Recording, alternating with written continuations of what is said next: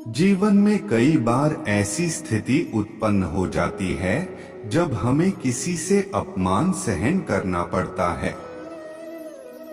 कई बार अपनी की गई गलतियों के कारण तो कई बार बिना बात के अपमानित होना पड़ता है। हालांकि अपनी गलतियों के लिए हुए अपमान को इंसान सह लेता है, लेकिन कई बार बिना किसी गलती सबके सामने अपमानित होना पड़े तो सहना मुश्किल हो जाता है। जीवन में कई बार ऐसी स्थिति उत्पन्न हो जाती है जब हमें किसी से द्वारा किए गए अपमान को सहन करना पड़ता है।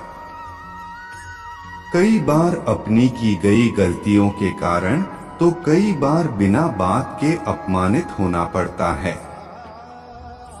हालांकि अपनी गलतियों के लिए हुए अपमान को इंसान सह लेता है, लेकिन कई बार बिना किसी गलती सबके सामने अपमानित होना पड़े तो सहना मुश्किल हो जाता है।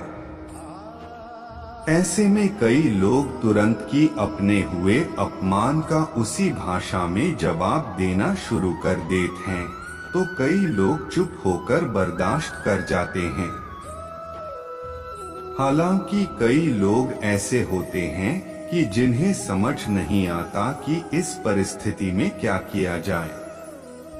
आचार्य चाणक्य ने अपने नीति शास्त्र में अपमान के जवाब देने के तरीके बताए हैं।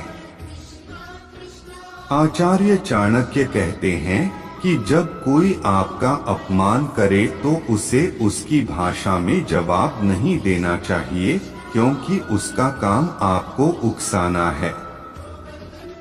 इसलिए ये अच्छा है कि आप ऐसी परिस्थिति में चुप रहें और उसकी तरफ देखकर थोड़ा सा मुस्कुरा दें और उससे कुछ मत कहें, क्योंकि अगर कुछ कहेंगे तो उसे और भी ज्यादा गुस्सा आएगा और वो खुद को ही अपमानित महसूस करने लगेगा।